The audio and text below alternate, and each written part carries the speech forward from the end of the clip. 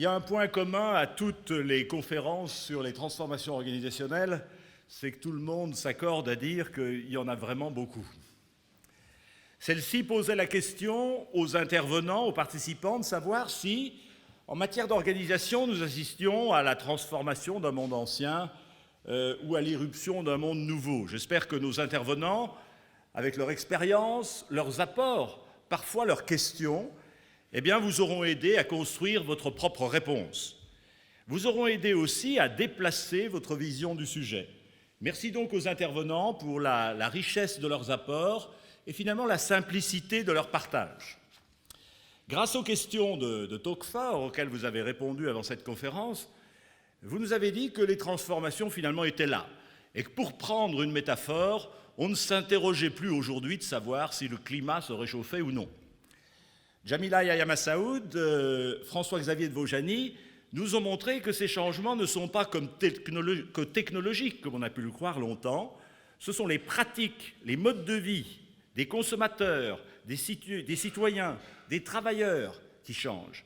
Et nous sommes obligés d'abandonner la fiction, trop souvent tenace en management, de séparer finalement ces rôles des personnes dans la société.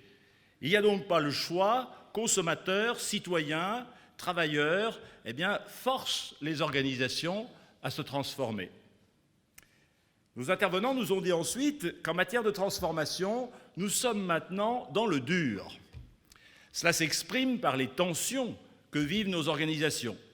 Thomas Durand l'exprime théoriquement en pointant la tension entre une approche traditionnelle, descendante, prescriptive, de maîtrise d'une part, et une ouverture bienveillante, indispensable aux disruptions d'autre part. Mathieu Serres montre pratiquement ce qu'il en est chez L'Oréal avec le projet Simplicity, où on cherche justement à trouver la bonne combinaison entre un minimum de contrôle et une capacité de réactivité qu'imposent les nouveaux comportements des consommateurs. Après un projet global descendant depuis les niveaux les plus élevés de la direction chez L'Oréal, Thierry Lepercq nous a présenté comment 2 grosses start-up internes chez Engie avaient vocation à créer une sorte de co-apprentissage. Co-apprentissage des organisations traditionnelles vers un esprit start-up et co-apprentissage des start-up vers une intégration dans l'entreprise traditionnelle. Alors start-up, ça y est, le mot est enfin lâché. Il semble ne pouvoir y avoir d'organisation de demain sans mention de ce phénomène. Un phénomène d'ailleurs qui ne concerne plus seulement les garages ou les espaces de coworking, mais aussi les organisations, parfois publiques, que certains auraient qualifiées autrefois de dinosaures. Vous aurez apprécié dans l'intervention de Lorraine Michel, certes, la transformation de Pôle emploi, mais bien évidemment et surtout l'expérience personnelle de Lorraine. Car finalement, ces questions de transformation ne sont pas simplement des sujets d'observation, ça reste bien des histoires de personnes. Ce sont aussi d'ailleurs des histoires de diffusion, d'apprentissage, de transformation de l'intérieur. Avec ces start-up internes, Pôle emploi transforme profondément son organisation et se crée une nouvelle place dans la société. Avec les transformations de la pédagogie, nous dit Imed Bouzala, c'est l'ensemble des business models des établissements d'enseignement supérieur à la gestion qui devraient normalement évoluer, même s'il semble avancer trop lentement, si j'ai bien compris les propos d'Imed. Alors, d'après vos messages sur Tocqueville, vous vouliez plus que du partage. Vous attendiez des clés pour accompagner ces transformations, et nos intervenants nous en fournissent 2 principales. David Autissier nous montre comment l'innovation managériale aujourd'hui, qu'il définit en détail, est moins la conséquence de la transformation, finalement, que son prérequis. Julie Bastianouti, Frédéric Potibon, dans le droit fil de leur excellent ouvrage « Manager libéré, délivré et surveillé », vous poursuivez cette veine en montrant l'enjeu crucial que constituent les managers dans ces transformations. En pointant les exigences qui leur sont faites, exigences de maîtriser une temporalité de plus en plus compliquée, en imaginant de nouveaux rapports de coopération, l'investissement dans les relations, la nécessité, Frédéric, de se reconnaître finalement eux-mêmes, finalement, vous leur dressez une feuille de route, j'aurais tendance à dire, encore une nouvelle injonction faite aux managers. Alors avec mes remerciements aux intervenants pour leur rigueur, pour leur rapport, à notre partenaire PwC, à Talk4, permettez-moi de terminer sur 3 courts, c'est promis, éléments de conclusion. Premièrement, à l'issue de ce nouveau colloque sur la transformation, je me demande finalement si celle-ci, cette transformation, n'est pas avant tout dans la salle. En ce 30 novembre 2017, vous êtes venus physiquement. Avec le doudou, certes, mais physiquement.